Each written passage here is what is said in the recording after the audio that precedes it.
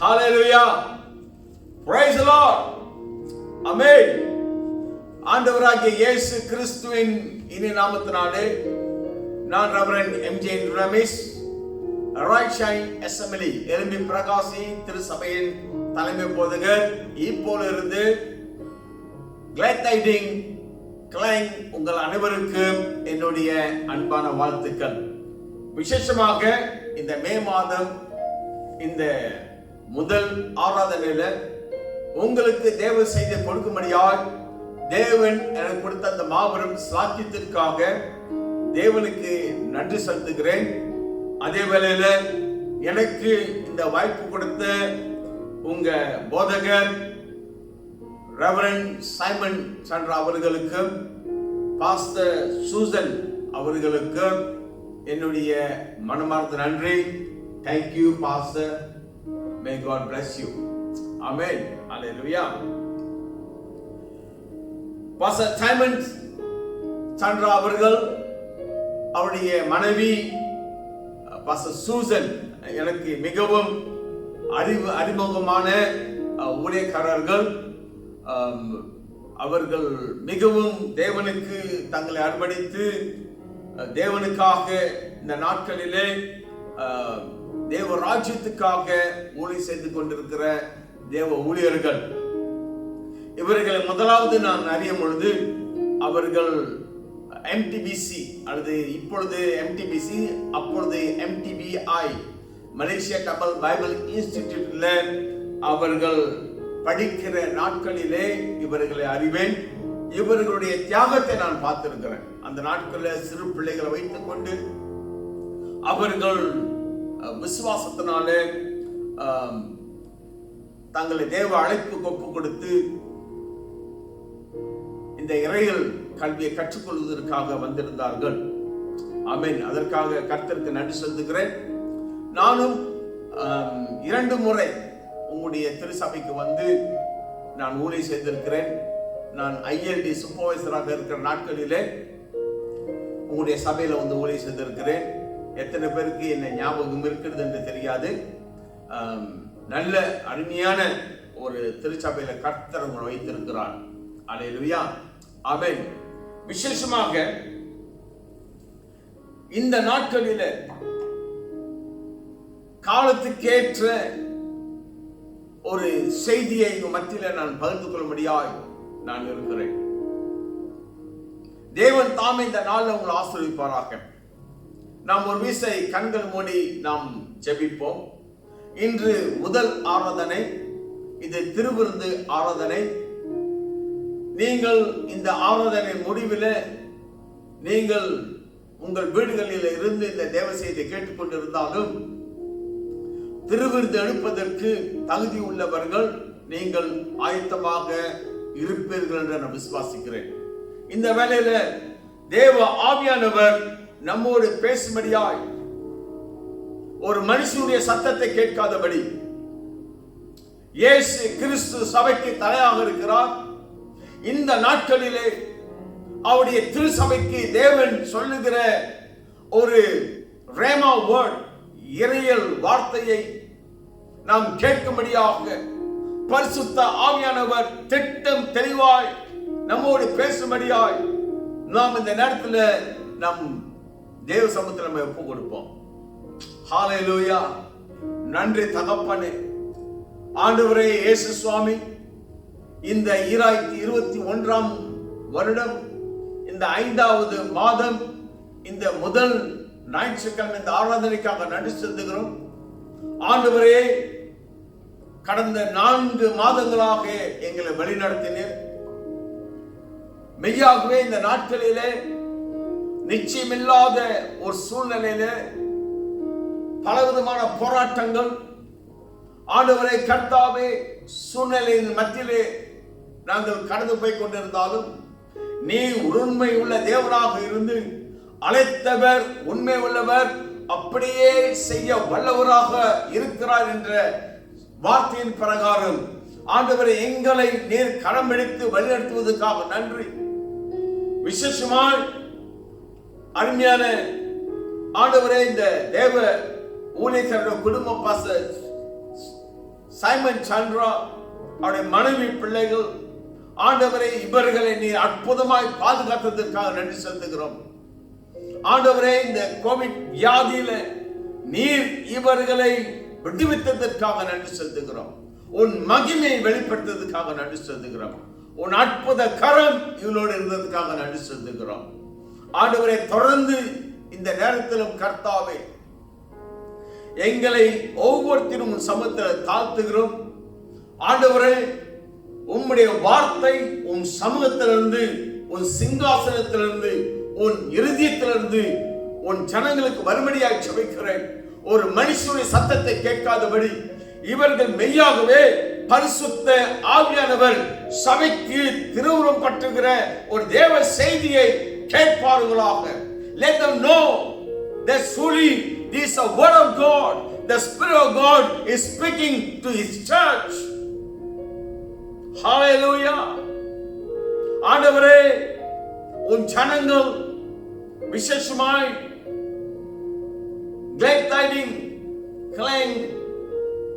கிளை சபை விசுவாசிகள் யாராக இருந்தாலும் ஆண்டவரே இந்த சபை அங்கத்தினர்கள் எங்க இருந்தாலும் ஆண்டவரே வீடுகளில் அமர்ந்து இந்த தேவ செய்தியை கேட்கும் பொழுது விசேஷமான உன் பிரசன்னம், உன் தெய்வீக தொடுதல் உண்டாகும்படியாக ஜெபிக்கிற ஆண்டவரே அவருடைய ஆவியை ஆண்டவரை கர்த்தாவை ஆயத்தப்படுத்தும்.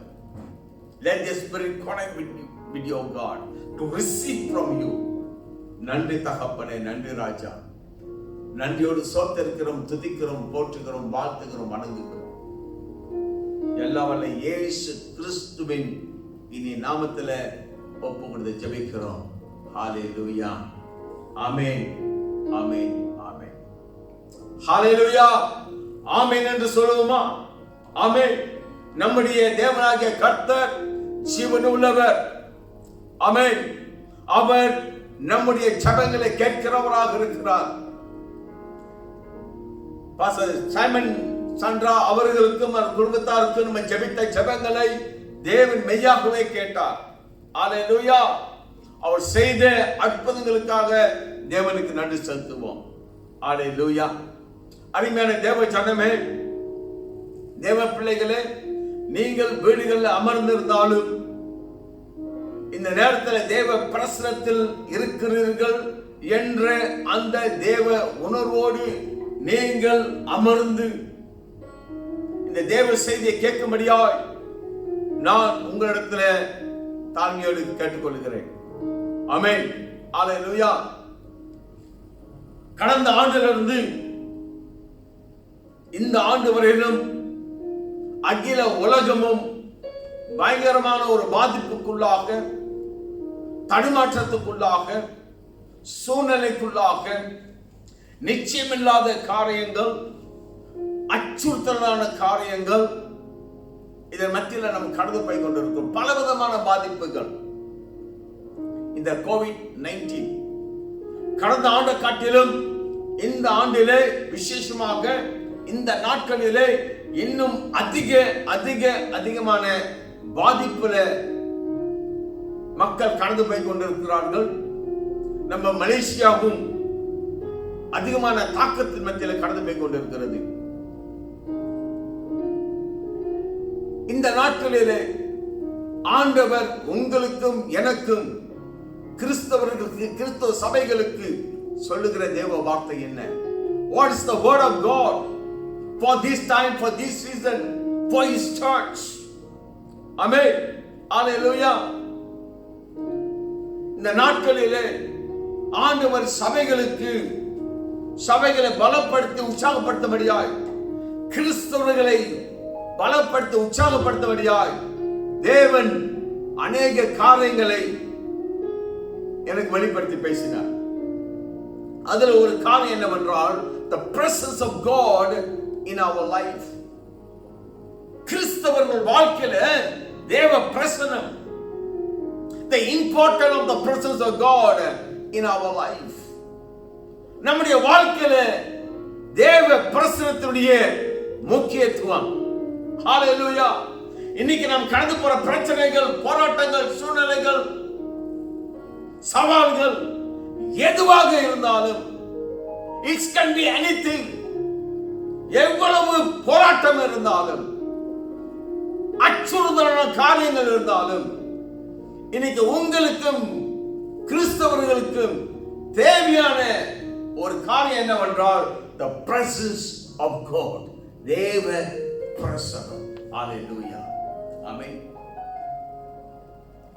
இந்த தேவ பிரசன்னம் நம்மோடு இருக்கும் என்று சொன்னால் we can be success, we can be overcomer. இந்த தேவ பிரசன்னத்தில் நாம் இருப்போம் என்று சொன்னால் நாம் ஒரு ஜெயம் கொண்டவர்களாக, ஒரு வெற்றி உள்ளவர்களாக, நாம் சூழ்நிலைகளை மாற்றிக்கொள்ளக்கூடியவர்களாக நாம் வாழ முடியும். அதைத்தான் வேதம் நமக்கு கற்றுக் கொடுக்கிறது. கிறிஸ்தவர்கள் என்று சொல்லுமானால் நமக்கு தேவ பிரசன்னம் ரொம்ப முக்கியம். only we Christians, கிறிஸ்தவர்கள் மாத்திரம்தான் வானத்தையும் பூமியும் உண்டாக்கிய அந்த தேவனுடைய பிரசன்னத்துக்குள்ளாக வர முடியும், அந்த தேவ பிரசன்னத்துக்குள்ளாக இணைய முடியும். only we Christians can experience the presence of God. only we Christians can be the vessel, channel of His presence. கிறிஸ்தவர்கள் மாத்திரம்தான் அவருடைய பிரசன்னத்துக்குள்ளாக, அந்த அனுபவத்துக்குள்ளாக வர முடியும். கிறிஸ்தவர்கள் மாத்திரமே அந்த தேவ பிரசன்னத்தை சுமக்கிற ஒரு பாத்திரங்களாக, ஒரு கருவிகளாக மாற முடியும். ஹalleluya. அதைத்தான் வேதம் சொல்லுகிறது. 1 கொரிந்தியர் புத்தகம் 3 அதிகாரம் 16 வசனத்துல, நீங்கள் தேவனுடைய ஆலயமாக இருக்கிறீர்கள். ஹalleluya. ஆமென். வாசிப்போமா? 1 கொரிந்தியர் புத்தகம் 3 அதிகாரம் 16 வசனத்துல, நீங்கள் தேவனுடைய ஆலயமாக இருக்கிறீர்கள் என்றும் தேவ ஆவி உங்களில் வாசமாக இருக்கிறார் என்றும் அறியாதிருக்கிறீர்களா? நீங்கள் தேவனுடைய ஆலயமாக இருக்கிறீர்கள். ஆலயம் என்று சொன்னால் தேவன் தங்குமிடம், தேவன் வாசம் பண்ணுகிற இடம். ஒருவர் நான் ஆலயத்துக்கு போகிறேன் என்று சொன்னால் அவர்கள் தேவன் இருக்கிற ஒரு இடத்துக்கு போகிறார்கள், தேவன் வாசம் பண்ணுகிற இடத்துக்கு அவர்கள் போகிறார்கள். நாம் தேவனுடைய ஆலயமாக இருக்கிறோம் என்று சொன்னால் தேவன் நமக்குள்ளாக இருக்கிறார், நமக்குள்ளாக வாசம் பண்ணுகிறார். ஹalleluya. 1 கொரிந்தியர் 6 அதிகாரம் 19 வசனம் 20 வசனம் இன்னும் நமக்கு தெளிவாக சொல்லுகிறது. உங்கள் சரீரமானது நீங்கள் தேவனாலே பெற்றும் உங்களில் தங்கியும் இருக்கிற பரிசுத்த ஆவியினுடைய ஆலயமாக இருக்கிறது என்றும் நீங்கள் உங்களுடையவர்கள் அல்ல என்றும் அறியீர்களா? ஆமென். நீங்கள் பரிசுத்த ஆவியானவர் தங்கும் ஆலயமாக இருக்கிறீர்கள். இதுதான் ஒரு கிறிஸ்தவனுடைய வாழ்க்கை. It's the life of Christian that we are temple of the Holy Spirit. பரிசுத்த ஆவியினுடைய ஆலயமாக இருக்கிறோம். அப்படி என்றால் தேவன் நம்ம கூட இருக்கிறார், நமக்குள்ளாக இருக்கிறார். ஹalleluya. நாம் தேவனுடைய ஆலயமாக இருந்தால்தான் தேவனுடைய பிரசன்னத்தை சுமக்கிறவர்களாக இருக்க முடியும். தேவனுடைய சுமக்கிறவர்களாக இருக்கிறவர்கள், those who carrying His presence, those who living in His presence, தேவ பிரசன்னத்தை சுமக்கிறவர்கள், தேவனுடைய ஆலயமாக இருக்கிறவர்கள், அவர்கள் வெற்றி உள்ள ஒரு வாழ்க்கை வாழ்வார்கள். நாம் எப்பேற்பட்ட பிரச்சனைகள், சவால்கள், போராட்டங்கள், நிச்சயமில்லாத சூழ்நிலைகள் நம்ம முன்பாக இருந்தாலும் நாம் தேவனுடைய பிரசன்னத்தில் இருக்கிறபடினாலே, தேவ பிரசன்னம் நமக்குள்ளாக இருக்கிறபடினாலே, தேவ பிரசன்னத்தால் இணைந்திருக்கிறபடினாலே, தேவ பிரசன்னத்தை நாம் அனுபவத்தில் இருக்கிறபடினாலே, எப்பேற்பட்ட பிரச்சனையாக இருந்தாலும், போராட்டமாக இருந்தாலும், சவால்களாக இருந்தாலும், அதை மேற்கொண்டு ஜெயமுள்ள வெற்றியுள்ள வாழ்க்கை வாழ முடியும். இதுதான் ஒரு கிறிஸ்துவுடைய வாழ்க்கை. ஹல்லேலூயா, ஹல்லேலூயா சொல்லுங்க. ஆமென், ஆமென், ஹல்லேலூயா. இந்த வார்த்தையை கொண்டு with this word of God, இந்த தேவனுடைய செய்தி நிமித்தமாய் உங்களை பலப்படுத்தி உற்சாகப்படுத்தி, இந்த COVID-19 நிச்சயமில்லாத இந்த காலகட்டத்தில், போராட்டம் நிறைந்த இந்த காலகட்டத்தில், சவால்கள் நிறைந்த இந்த காலகட்டத்தில் நாம் ஒரு வெற்றியான வாழ்க்கை வாழ முடியும், நாம் ஜெயம் கொண்டு வாழ முடியும், நாம் சூழ்நிலையை மாற்றிக்கொள்ள முடியும் என்ற ஒரு காரியத்தை உங்களிடத்தில் பேச விரும்புகிறேன். ஆமென். முதலாவது the presence of God, தேவ பிரசன்னம் நம்முடைய வாழ்க்கையில, நம்ம வாழ்க்கையில எவ்வளவு தேவ பிரசன்னத்தில் நாம் இருக்கிறோம். ஆமென். Praise God. நம்முடைய தியானத்திற்கு வேதத்தில் ஒரு மனுஷன், இந்த மனுஷன் எப்படி தேவ பிரசன்னத்துல அவன் இணைந்திருந்தான், தேவ பிரசன்னத்துக்கு ஒப்பு கொடுத்திருந்தான், எப்படியாக இவன் ஒரு வெற்றியுள்ள வாழ்க்கை வாழ்ந்தான், எப்படியாக உயர்த்தப்பட்டான், அவன் கடந்து போன பிரச்சனை போராட்டத்தில் எப்படி ஜெயம் கொண்டான் என்று சொல்லி நாம் தியானிக்க போகிறோம். அது வேற யாரும் இல்லை, யோசேப்பு. நிச்சயமாக உங்களுக்கு யோசேப்பு குறித்து தெரியும். யோசேப்பு 17 வயதுல அவன் 2 சொப்பனங்களை கண்டான். ஆதியாகமம் 37வது அதிகாரத்திலிருந்து யோசேப்பினுடைய கதையை நாம் வாசிக்கலாம். அவனுடைய வாழ்க்கையை குறித்து நாம் வாசிக்கலாம்.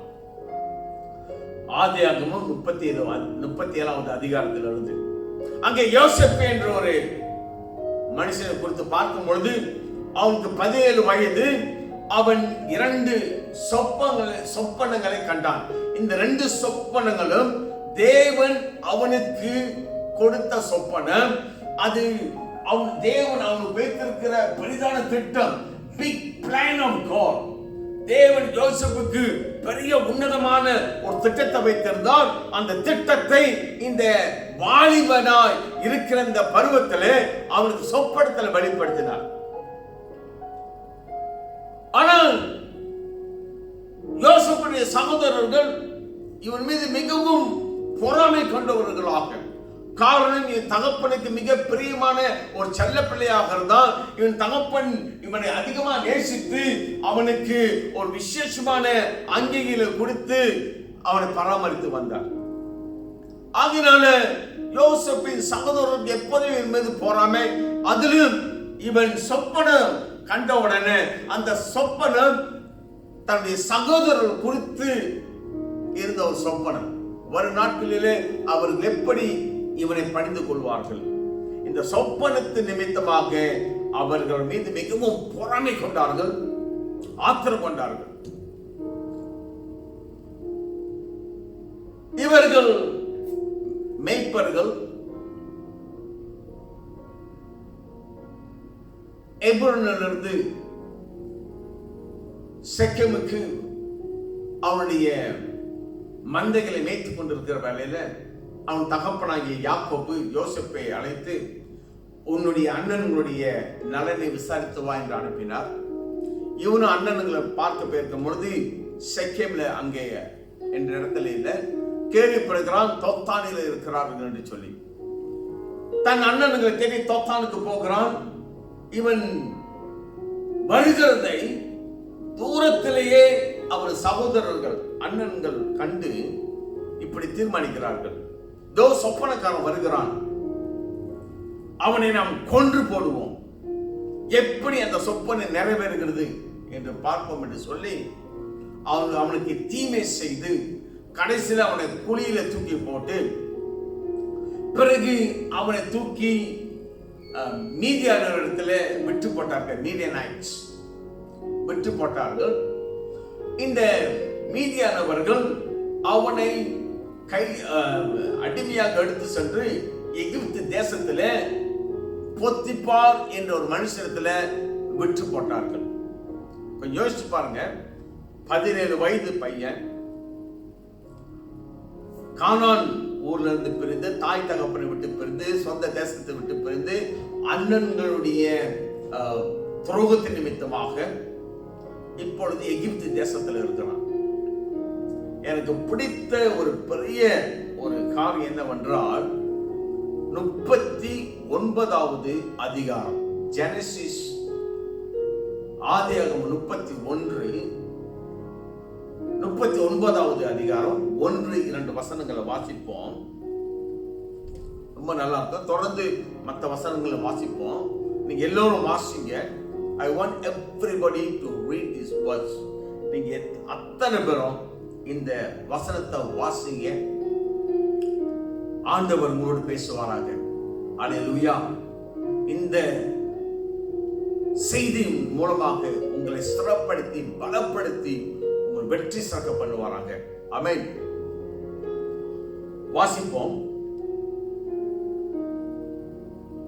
ஆதியாகமம் 39வது அதிகாரம் 1வது வசனத்திலிருந்து, யோசேப்பு எகிப்துக்கு கொண்டு போகப்பட்டான். பார்வோனுடைய பிரதானியும் தலையாரிகளுக்கு அதிபதியுமாகிய போத்திபார் என்னும் எகிப்து தேசத்தான் அவனை அவ்விடத்துக்கு கொண்டு வந்து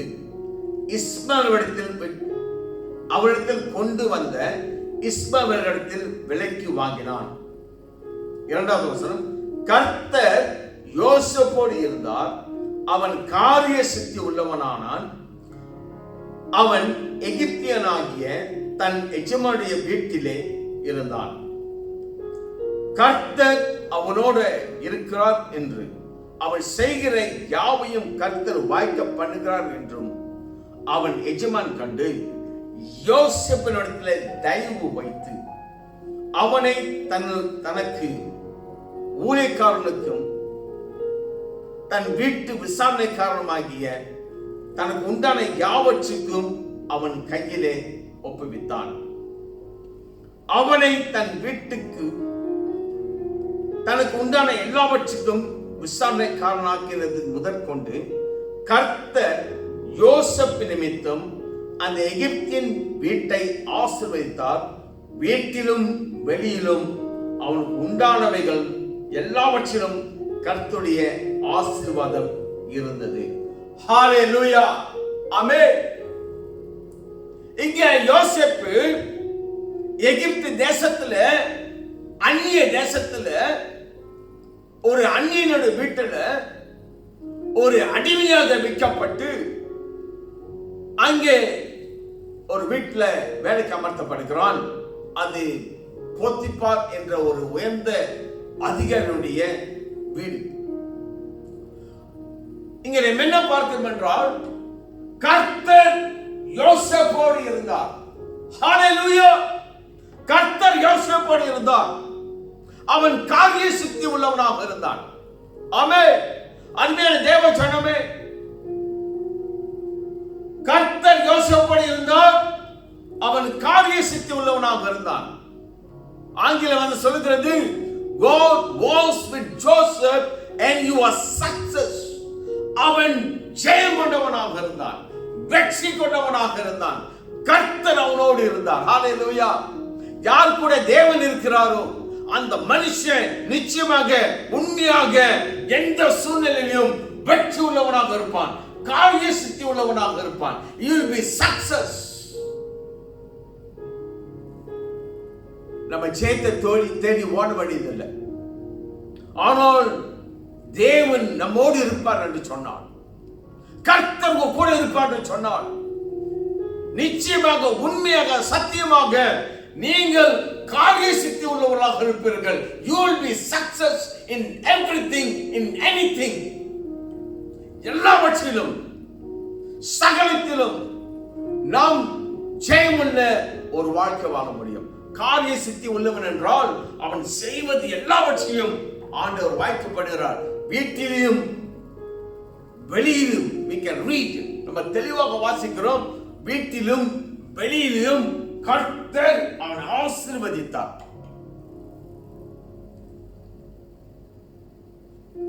அதுதாங்க ரகசியம். அவன் இருந்த இடம் அந்நிய தேசம், தூர தேசம், ஒரு அடிமையாக இருக்கிறான். ஆனா கர்த்தர் அவன் கூட இருந்தார். ஏன் கர்த்தர் அவன் கூட இருந்தாரு? அவன் கர்த்தரோடு இருந்தான். அதுதான் உண்மை. அதை குறித்து பிற்பாடு அவன் வாசிக்கலாம். Joseph was with God and God was with Joseph. ஏன் கடவுள் யோசேப்போடு இருந்தார்? காரணம் யோசேப் அவன் தேவனோடு இருந்தான். தேவனோடு இருக்கிற மனுஷன் கூட தேவன் இருப்பார். ஹalleluya, ஆமென். நாம் தேவனுடைய ஆலயமாக இருக்கிறோம். மெய்யாகவே கிறிஸ்தவர்கள் நாம் தேவனுடைய ஆலயமாக இருப்போம் என்றால் தேவன் நம்மோடு இருப்பார்.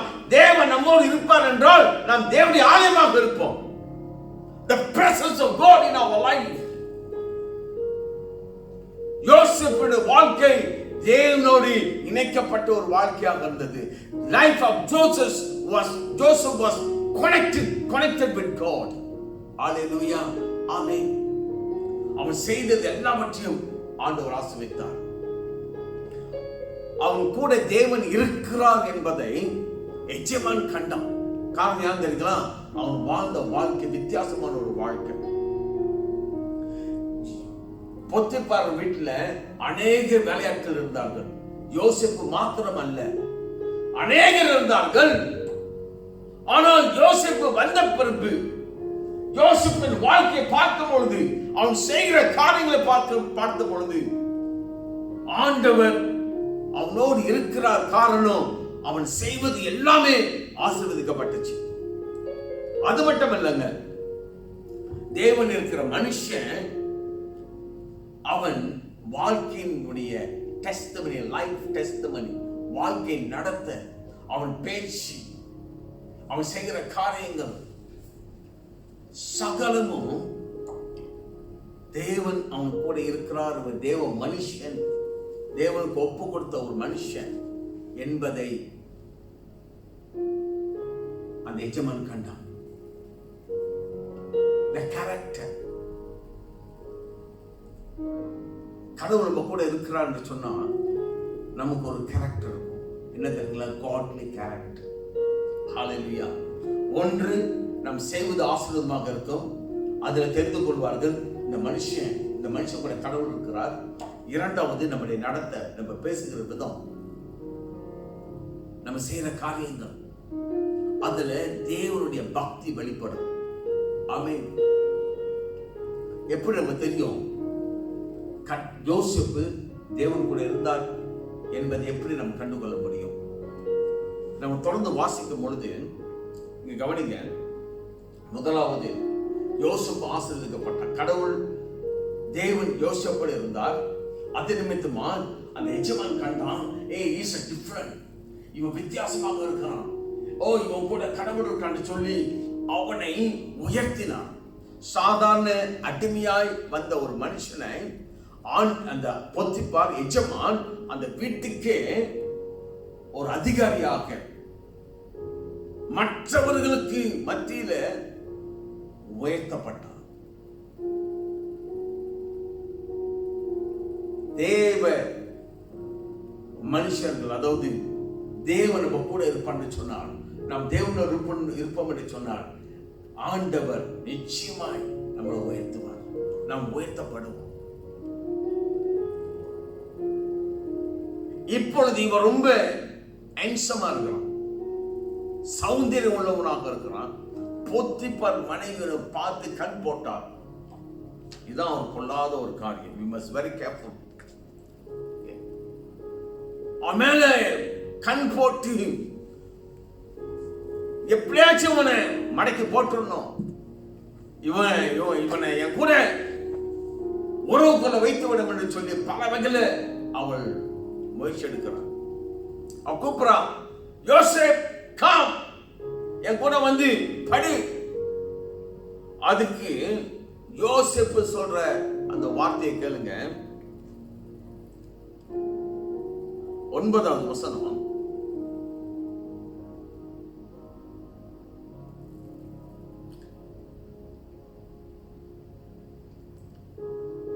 அதுக்கு முன்பாக 4:5 வாசிச்சிருவோம். 4:5.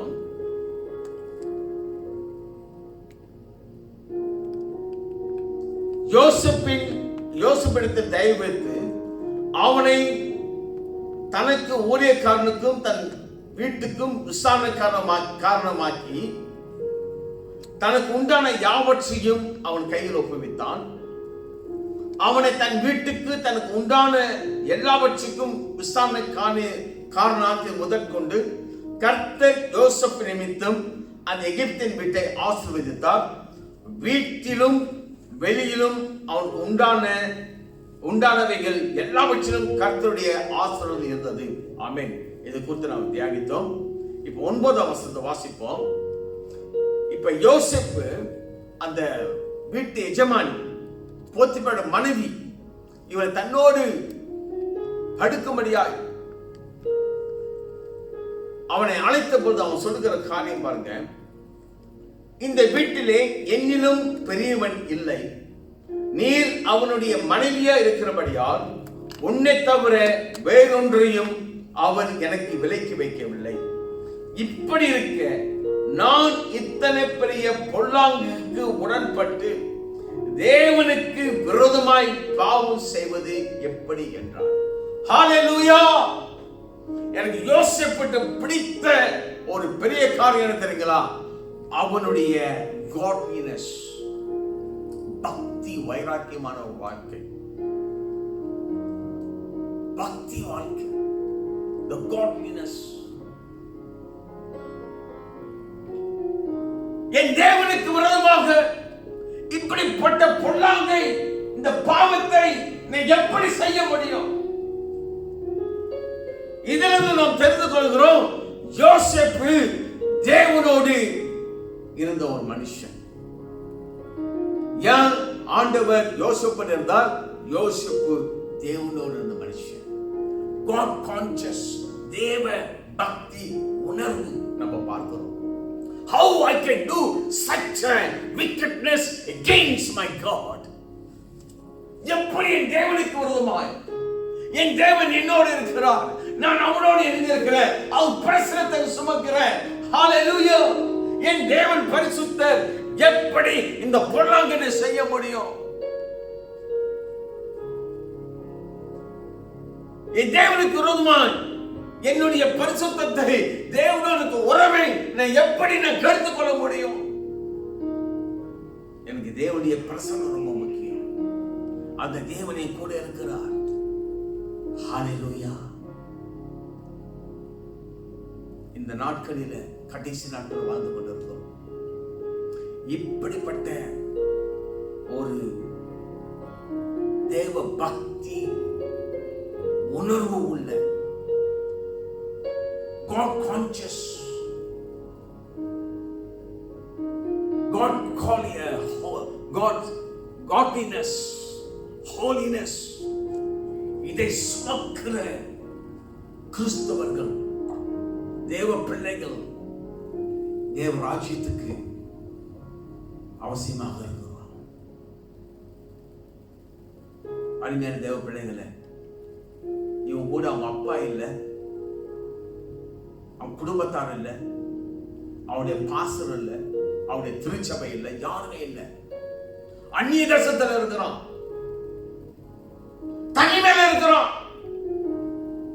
அவனை கண்காணிக்க, புத்தி சொல்ல ஆள் இல்லை. அவங்க அப்பா அம்மா கூட இருக்க முடியாது. ஆனால் தேவன் அவன் கூட இருக்க முடியாது.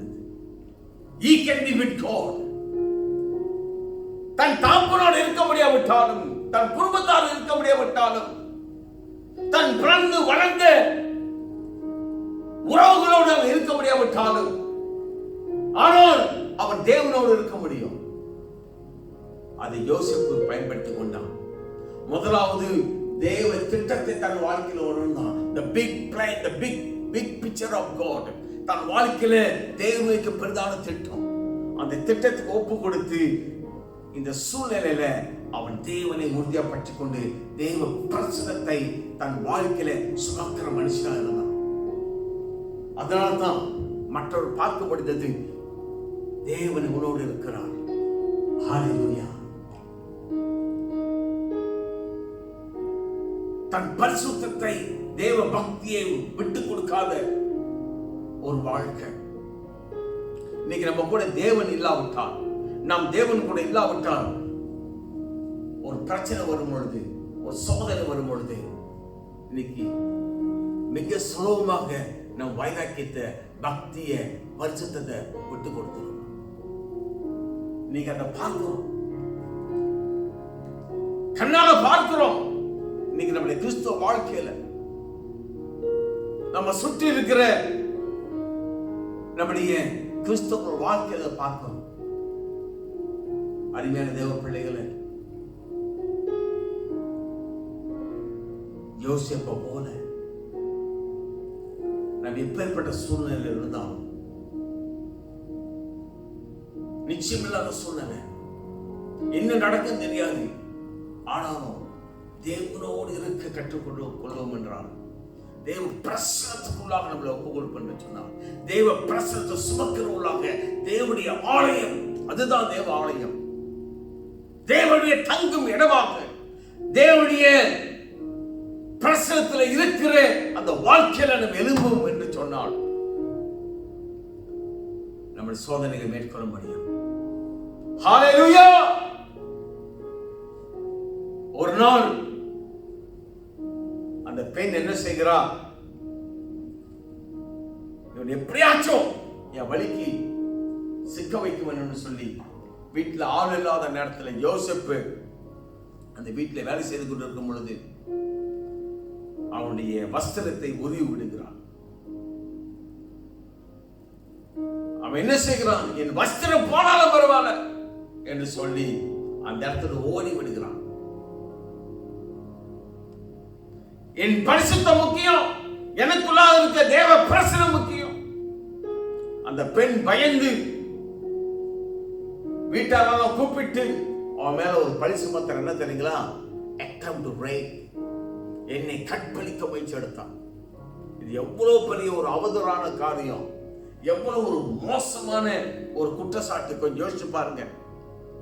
திருடிட்டான் அப்படி சொன்னா பரவாயில்ல, கொலை செய்ய முயற்சி எடுத்தான் சொன்னாலும் பரவாயில்ல, ஆனா என்னை கற்பழிக்க முயற்சி எடுத்தான். எவ்வளவு ஒரு கேவலமான ஒரு குற்றச்சாட்டு, அசிங்கமான ஒரு குற்றச்சாட்டு. அந்த நிமித்தமாக எவ்வளவு அவன் அசிங்கப்படுத்தப்பட்டிருப்பான், அடிக்கப்பட்டிருப்பான், கேவலப்படுத்தப்பட்டிருப்பான். இறுதியாக செய்யாத குற்றத்திற்கு அவன் சிறைச்சாலையில் தள்ளப்படுகிறான். He was thrown into prison. யோசிச்சு பாருங்க.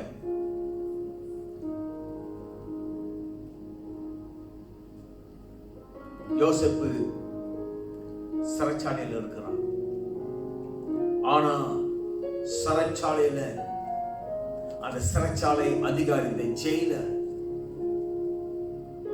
அங்க ஒரு காரியத்தை வாசிக்கிறோம். யோசேப்பு கொடுத்ததான அந்த பிரதான வாழ்க்கை வாசிப்போமா?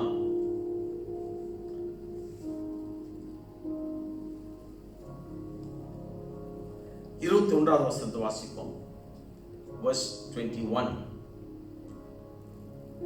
கர்த்தர் யோசேப்போடு இருந்து அவன் மேல் கிருபை வைத்து சிறைச்சாலை தலைவனுடைய தயவு அவனுக்கு கிடைக்கும்படி செய்தார். அல்லேலூயா. இங்கே சிறைச்சாலையில பார்க்கிறோம்,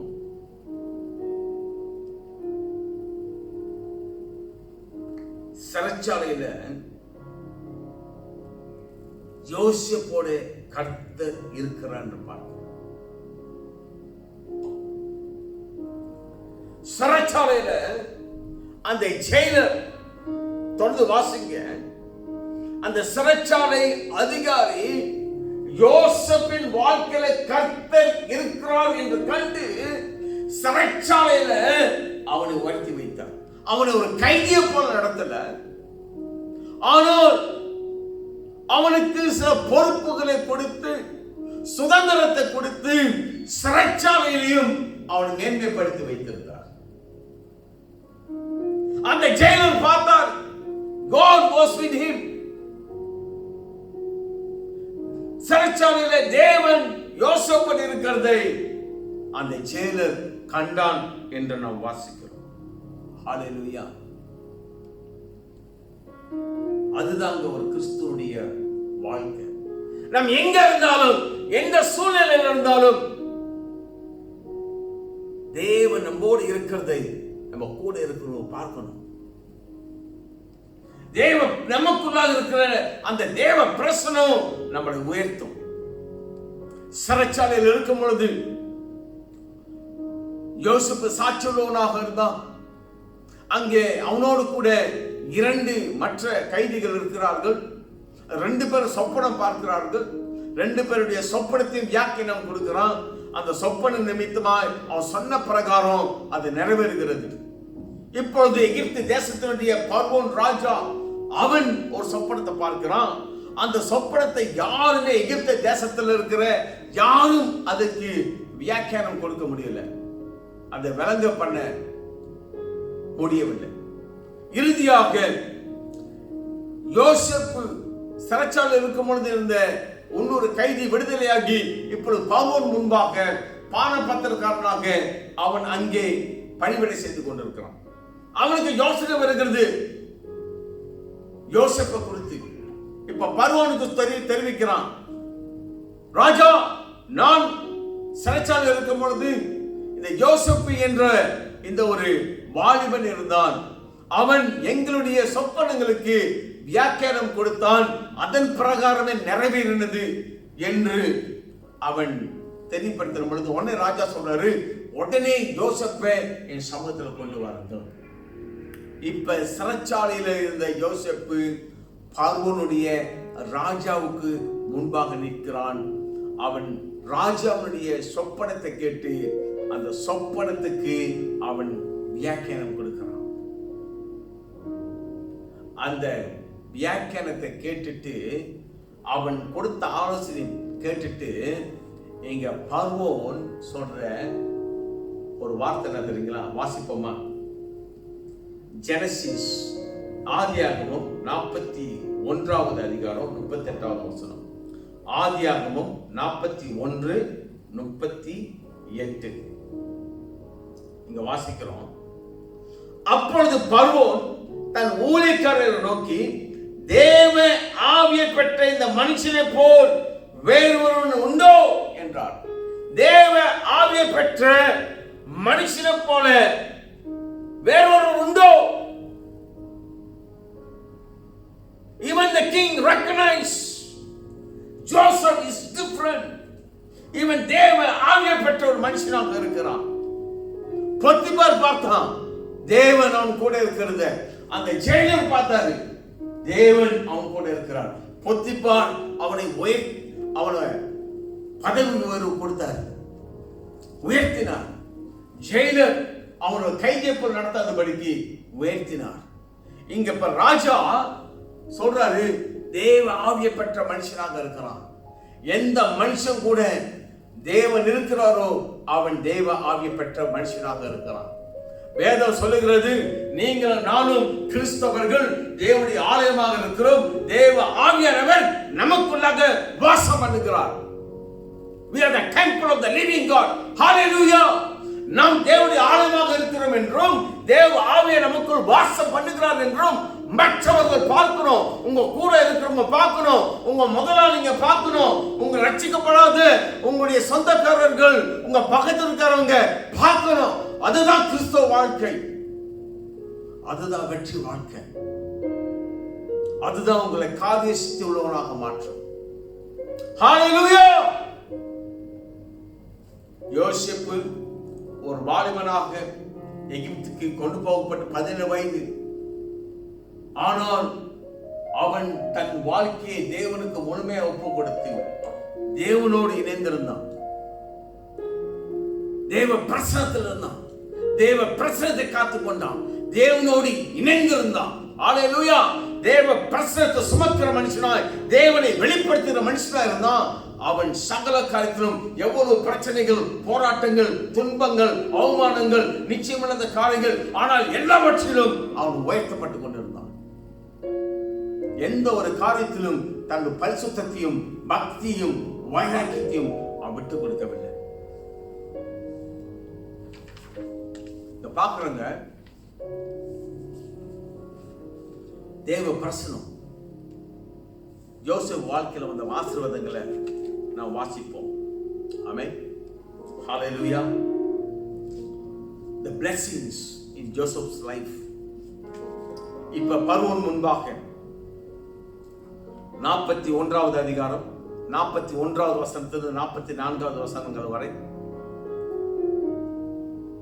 41வது அதிகாரம் 41வது வசனத்து 44வது வசனங்கள் வரை ஆவியானவர் உன்னோடு இடைப்பட்டு உங்களோடு பேசுவாராக.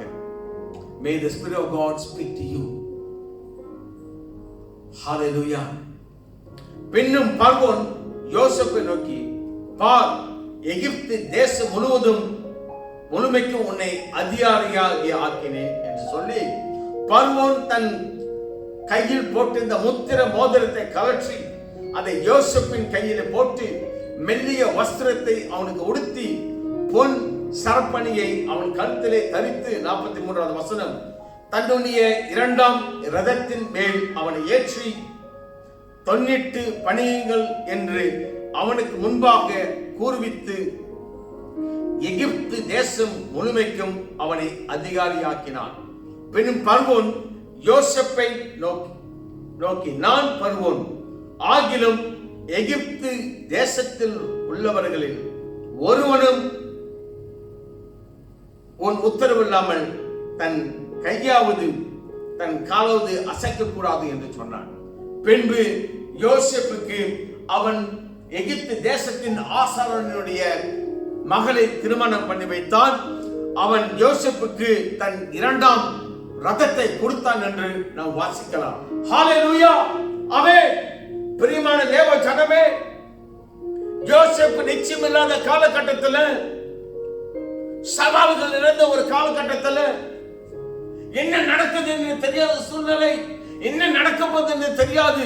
ஆனாலும் யோசேப்புக்கு தெரிந்தது ஒரே ஒரு காரியம் என்னவென்றால், the presence of God, the important for him to connect with God.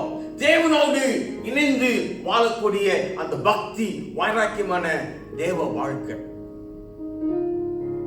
தேவ பிரசனம், அந்த தேவ பிரசனம் அவன் வாழ்க்கையில தேவ சித்தம், தேவ திட்டம், தேவன் நோக்கம், அவன் கண்ட தரிசனம் நிறைவேற்றுகிறத பார்க்கிறோம். இப்ப யோசேப்பின் வாழ்க்கை எகிப்து தேசத்திலே அவன் அதிகாரியாக அவன் உயர்த்தப்பட்டான். அவனுக்கு முத்திர மோதிரம் கொடுக்கப்பட்டது, அதிகாரம், மெல்லிய வஸ்திரம் போடப்பட்டது, அந்தஸ்து, ராஜாவினுடைய அரண்மனை, ராஜாவினுடைய அங்கீகார ஒரு அந்தஸ்து, பொன் சரபணி, தங்கம். பிறகு ராஜாவுடைய 2வது குதிரை ரதம் எங்க உயர்த்தப்பட்டான். ஹalleluya. ஆமென். இதுதாங்க ஒரு கிறிஸ்துவோட வாழ்க்கை. அவனுக்கு ராஜாவே ஒரு பெண்ணை பார்த்து திருமணம் பண்ணி வைத்தான். ஒரு அடிமையாக விற்கப்பட்டவன், சிறைச்சாலைக்கு தள்ளப்பட்டவன். ஆனால் இன்னைக்கு எகிப்தியே ஆளுகிறவனாக இருந்தான். எகிப்திலே உயர்த்தப்பட்டான். யோசேப்புடைய உத்தரவு இல்லாமல் கையை ஆட்டக்கூடாது, காலை ஆட்டக்கூடாது. இது ராஜாவுடைய உத்தரவு. அவனை குதிரையில ஏற்றி அவனுக்கு முன்பாக பணியும்படியாய் ஆண்டவர் உயர்த்தினார். தேவ பிரசனத்தை சுமக்கிற மனுஷன் யாரா இருந்தாலும் நீங்கள் உயர்த்தப்படுவீர்கள். சூழ்நிலை நம்மளை மாற்றாது, சூழ்நிலை மாற்றிக்கொள்வோம்.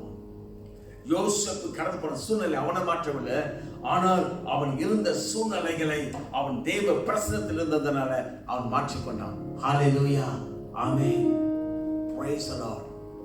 கடைசியாக யோசேப்பு தன் சகோதரன் முன்பாக நிற்கிறான். சகோதரன் தன் வெளிப்படுத்துகிறான், நான் யார், நான் தான் அந்த யோசேப்பு உங்க தம்பி என்று சொல்லும்போது அவன் சொல்லுகிற காரியத்தை பாருங்க. 45வது அதிகாரம் ஜெனசிஸ் 8வது அதிகாரம் 13வது வசனம் நான் முடிக்க போகிறேன்.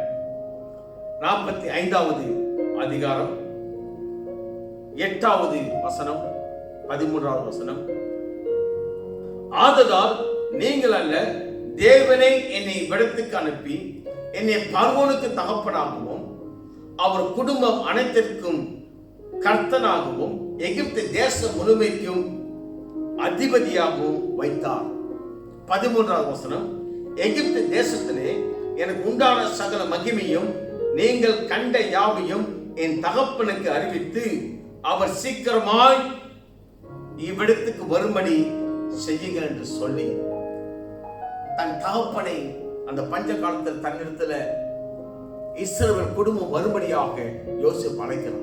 அவன் சொல்றான், எகிப்து தேசத்துல பார்வோனுக்கு தகப்பனாக கர்த்தர் வைத்திருக்கிறார், அந்த குடும்பத்துக்கு கர்த்தனாக, இங்க சொல்றது மேக் மீ லார்ட். எகிப்து தேசத்துல என்னை அப்படியாக கர்த்தர் வைத்திருக்கிறார், என் மகிமையை நீங்க பார்த்திருக்கீங்க. ஹல்லேலூயா.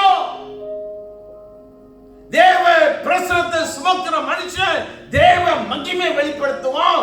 தேவன் அவருடைய மகிமையை அவனுக்கு கொடுப்பார். இது உண்மை, சத்தியம், நிச்சயம்.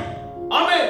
அருமையான தேவ ஜனமே, இந்த தேவ வார்த்தை கேட்டுக்கொண்டு உங்கள் ஒவ்வொருத்துக்கும் சவாலாக சொல்லுகிறேன், தேவ மனுஷனாக சொல்லுகிறேன், தேவ சத்தமாக சொல்லுகிறேன், தேவனுடைய வாயாக சொல்லுகிறேன். I speak to you as a voice of God. இந்த நாட்களில் நாம் பலவிதமான சூழ்நிலை மத்திய கடந்து போகிறோம். பயம், என்ன நடக்க போகுது, இந்த COVID-19 என்னென்னமோ சொல்றாங்க, என்ன நடக்க போகுதுன்னு தெரியல. ஆனால் தேவ பிரசன்னத்தை சுமக்கிற ஒரு கிறிஸ்தவன், தேவ பிரசன்னத்தை சுமக்கிற ஒரு மனுஷியும் எப்பேற்பட்ட சூழ்நிலை இருந்தாலும் தேவன் அதன் மத்தியில நம்மளை விட்டுவிட்டு உயர்த்துவார். ஹல்லேலூயா. நீங்க ஏதாவது காரியத்துல அநியாயத்துல நடத்தப்பட்டிருக்கலாம், ஆனா எந்த இடத்துல நீங்க அவமானப்பட்டு போனீங்க, எந்த இடத்துல நீங்க அநியாயமா நடத்தப்பட்டீங்க, ஆனா உங்க வாழ்க்கை தேவனோடு இருக்கும் என்று சொன்னார், நீங்க தேவனோடு இருப்பீர்கள் என்று சொன்னார், நீங்க தேவனுடைய ஆலயமாக அவர் பிரசன்னத்தை சுமக்கிற மனுஷியா இருப்பீங்க சொன்னாங்க, கர்த்தர் உங்களை உயர்த்துவார். நீங்க வேலை செய்யற இடத்துல உயர்த்தப்படுவீங்க. உங்க குடும்பத்தார் மத்தியில, உங்க நண்பர்கள் மத்தியில, உங்க சுற்றி இருக்கிற மத்தியில, உங்களை கேவலமா பேசுற மத்தியில உயர்த்தப்படுவீங்க. நீங்க எப்பேற்பட்ட இன்னைக்கு நம்ம எப்பேற்பட்ட சவால் நடந்த ஒரு சூழ்நிலை இருக்கிறோம், இந்த சூழ்நிலையில கர்த்தர் நம்மளை பாதுகாத்து நம்மளை உயர்த்துவார். இது உண்மைங்க. ஹல்லேலூயா. தேவனுடைய மனுஷனா தேவ சத்தமா சொல்லுங்க. ஆமென். அருமையான தேவ பிள்ளைங்களே, இன்னைக்கு எந்த பிரச்சனை இருந்தாலும், ஒருவேளை வியாதியில நீங்க இருக்கலாம், டாக்டர் சொல்லி இருக்கலாம் இது முடியாது, டாக்டர் கைவிட்டு இருக்கலாம், மருந்து மாத்திரை கைவிட்டு இருக்கலாம், ஏதோ குடும்பத்தை பிரச்சனைகள் கடந்து போறீங்க, வேலை செய்யறதுல போராட்டம், ஏதோ இந்த COVID-19 நிமித்தமாக, இந்த பேண்டமிக் நிமித்தமாக நீங்க வேலை இழந்திருக்கலாம், உங்க வியாபாரத்துல பாதிப்புல இருக்கலாம், ஏதோ ஒரு தாக்குதல். There's good news for you. உங்களுக்கு நல்ல செய்தி என்ன தெரியுங்களா? The God's presence, தேவ பிரசன்னம் உங்கள் வாழ்க்கையில நீங்க தேவனோடு இருக்கும் பொழுது, தேவன் உங்களோடு இருக்கும் போது நிச்சயமாய் உண்மையாய் சத்தியமாய் கர்த்தர் உங்களை உயர்த்துவார். ஹல்லேலூயா. ஆமென். இந்த வேளையில மேலே நிற்போமா? நம்ம தேவனுக்கு ஒப்பு கொடுப்போம். நம்ம திருமணத்துக்கு நம்ம ஆயத்தப்படுத்துவோம். நிச்சயமாக இந்த வேலையில நீங்க உங்க வீடுகளில திருமணத்தை ஆயத்தப்படுத்திருப்பீங்க. நம் தேவன் ஜீவனுள்ள தேவன். அந்த ஜீவனுள்ள தேவன் நமக்காக நாம் வெற்றி வாழ்க்கை வாழும்படியாய், நாம் சீரும் சிறப்புமாய் வாழும்படியாய் நமக்காக தன் ஜீவனை கொடுத்திருக்கிறார். அந்த ஜீவாதிபதி, ஜீவனை கொடுத்தவர், அந்த கிறிஸ்துவானவர் இன்று நமக்குள்ளாக வாசம் பண்ணுகிறவராக இருக்கிறார். நாம் அந்த தேவனுடைய ஆலயமாக இருக்கிறோம். நீங்க எந்த அளவுக்கு தேவனுடைய ஆலயமாக நீங்க இருக்கிறீங்க, எந்த அளவுக்கு தேவ பிரசன்னத்தை நீங்க சுமக்கிறீங்க, உங்க வாழ்க்கையை ஒப்பு கொடுங்க. இன்னைக்கு இந்த திருவிருந்து எடுக்கிற போது ஒரு பக்தியோடு, ஒரு நம்பிக்கையோடு ஒப்பு கொடுத்து நம்ம எடுப்போம். ஒரு சடங்காச்சாரம் அல்ல. நீங்க இந்த திருவிருந்து எடுப்பதற்கு தகுதி பெற்றிருப்பீர்கள் என்று சொன்னார். ஆண்டவராக இயேசு கிறிஸ்துவை சொந்த ஆண்டவராக ஏற்றுக்கொண்டு தண்ணீர் மூழ்கி ஞானஸ்நானம் எடுத்துப்பீர்கள் என்று சொன்னார். உங்க திருச்சபையில நீங்கள் திருவிருந்து எடுப்பதற்கான தகுதியை பெற்றிருப்பீர்கள் என்று சொன்னார். இந்த வேலை உங்க ஆயத்தமாகுங்க. ஹல்லேலூயா. தேவ பிரசன்னம், தேவனுடைய வார்த்தை உங்களுக்கு முக்கியம். வேத வாசிப்பு, வேத தியானம். இரண்டாவது தேவ பிரசன்னம், உங்க ஜெப வாழ்க்கை, எவ்வளவு நேரம் நீங்க தேவனுக்கு கொடுக்கிறீங்க. மூன்றாவது அந்நிய பாஷை, ஆவிக்குரிய வாழ்க்கை. எந்த அளவுக்கு நீங்க ஆவியில நிறைந்து அந்நிய பாஷையில தேவனை துதித்து அந்நியவை ஜெபித்து ஆவியில நீங்க உங்க வாழ்க்கை கட்டி எழுப்புறீங்க. இதுதான் இந்த மூன்றும் தேவனுடைய ஆலயமாய் தேவ பிரசன்னத்துக்குள் வாழ்வதற்கு உங்களுக்கு உதவி செய்யும். ஒப்பு கொடுங்க. உங்க பிள்ளைங்களுக்கு கற்றுக் கொடுங்க. இன்னைக்கு உங்களுக்கும் உங்க குடும்பத்துக்கும் உங்க பிள்ளைங்களுக்கும் முக்கியம் தேவ பிரசனம். உங்க பிள்ளைகள் தேவ பிரசனத்தில் வளர்க்கப்படுவார் என்று சொன்னால், தேவ பிரசனத்தை சுமக்கிறவர்கள் இருப்பார்கள் என்று சொன்னால் நிச்சயமாக சிறந்து வாழ்வார்கள். ஹல்லேலூயா. வெற்றி வாழ்க்கை இதுதான். இன்னைக்கு இந்த நாட்களிலே ஆண்டவர் அவர் சபைக்கு சொல்லுகிற வார்த்தை, மை பிரசன்ஸ், என்னுடைய பிரசனம், என்னுடைய பிரசனம். நன்றி தகப்பனே, நன்றி ராஜா. இந்த வேலையில பிக்கப்பட்ட சருத்துக்கு அடையாளமாக இருக்கிற அப்பத்தை கையில் ஏந்து கொள்வோம். இது சடங்காச்சாரம் அல்ல, மதம் அல்ல, இது உறவு, ஜீவனோட உறவு. ஹல்லேலூயா. இயேசு கிறிஸ்து தாம் காட்டி கொடுக்கப்பட்ட அன்று ராத்திரியிலே அப்பத்தை எடுத்து ஸ்தோத்திரம் பண்ணி அதை பிட்டு, நீங்கள் வாங்கி புசியுங்கள், இது உங்களுக்காக பிற்கப்படுகிற என்னுடைய சரீரமாக இருக்கிறது, என்னை நினைவு கூறும்படி இது செய்யுங்கள் என்றார். நன்றி தகப்பனே. அருமையான தேவ பிள்ளைகளே, நாம் தேவ பிரசன்னத்தில் இருக்கிறோம். நீங்கள் வெற்றி வாழ்க்கை வாழ வேண்டும் என்பதற்காக அவர் தன்னை சிலுவையில் ஒப்பு கொடுத்தார். நீங்க சுக வாழ்வு வாழ வேண்டும் என்பதற்காக 39 சவுக்கடி தருமங்களை பெற்றுக்கொள்ள. நன்றி தகப்பனே. ஒவ்வொருத்தரும் தன்னை சோதி தருந்து இதுல பானபன கடவன், இந்த அப்பத்தை புசிக்க கடவன். அபாத்திரமாய் ஒருத்தன் இதுல பங்கு கொள்ளும் பொழுது ஆக்கினை தீர்ப்படைவான் என்று வாசிக்கிறோம். ஆகினால தேவ பக்தி உணர்வோடு தேவனுக்கு ஒப்பு கொடுத்து ஒரு தீர்மானம் எடுத்து, ஆண்டவரே உன் பிரசனத்தை நான் தேடுகிறேன், உன் பிரசனம் வேண்டும் ஆண்டவரே, ஆண்டவரே நான் உன்னை தேடுகிறேன் ஆண்டவரே, ஜெபத்தின் நிமித்தமாக உன் தேவனுடைய வார்த்தை நிமித்தமாக ஆண்டவரே ஆவியில நிறைந்து வாழ என்று ஒப்பு கொடுங்க. இதுதான் உங்களுக்கு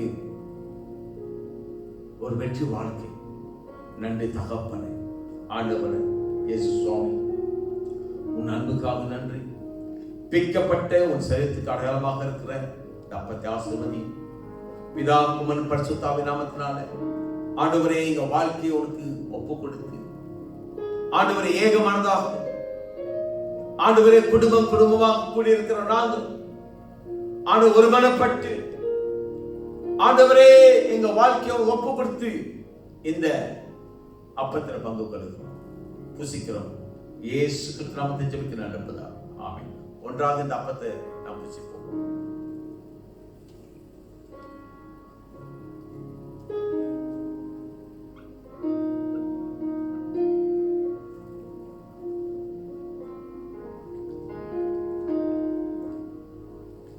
பாத்திரத்தை உயர்த்துவோம்.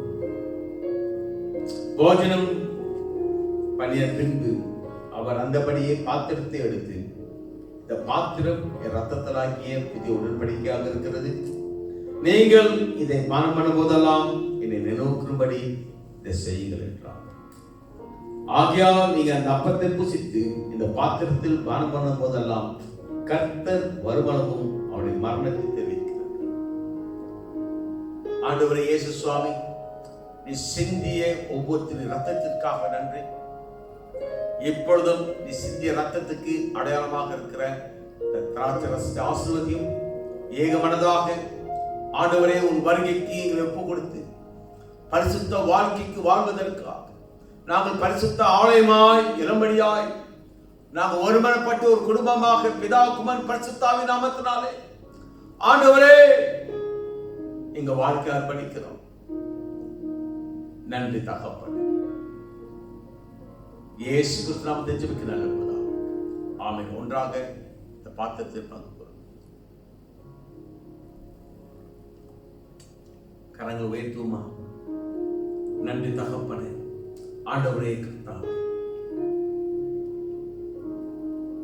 பாஸ்டர் சைமன், சந்திரா, அவர் மனைவி, பிள்ளைகள், பாஸ்டர் சூதன், அவர் பிள்ளைகள் ஒவ்வொருத்தையும் ஆசீர்வதிங்க. இந்த திருச்சபை ஆசீர்வதிங்க. இந்த சபை திருச்சபையினுடைய தலைவர்கள் ஆண்டவரே கர்த்தாவே, இந்த திருச்சபை மக்கள் விசுவாசிகள் ஒவ்வொருத்தையும் குடும்பமாக ஆசீர்வதிங்க. ஆண்டவரே, ஊழியக்காரனாக இந்த கொள்ளை நோய், இந்த COVID-19 இந்த குடும்பங்களை, இந்த பிள்ளைகளை ஆண்டவர் திருச்சபையை தாக்காதபடி ஒரு ரத்த கோட்டைகள் மூடிக்கொள்ளும், உன் செட்டைகள் மறைத்துக் கொள்ளும். ஆண்டவர், உன் தேவ தூதர்கள் பாலை நெருங்கி பாதுகாப்பாளர்களாக இந்த நேம் ஆஃப் ஜீசஸ் இந்த மே மாதம் முழுவதும் உன் பிரசன்னம், உன் ஆளுகை ஆண்டவர் சந்தோஷம், சமாதானம் நிறைவாயிருப்பதாக. ஒரு கைட்டி செய்கிற தொழில், வியாபாரம் எல்லாவற்றையும் ஆசீர்வதிங்க. பிள்ளைகளோட படிப்பை ஆசீர்வதிங்க. போகும்பொழுதும் வரும்பொழுதும் நீ பாதுகாத்துக் கொள்ள. நன்றி தகப்பனே. ஆண்டவரே, இவர் ஒவ்வொருத்தரையும் உன் திருநாமத்தினால ஆசீர்வதிக்கிறேன். ஹalleluya. ஆமென். ஆமென். Praise the Lord. Hallelujah. May God bless you. Amen.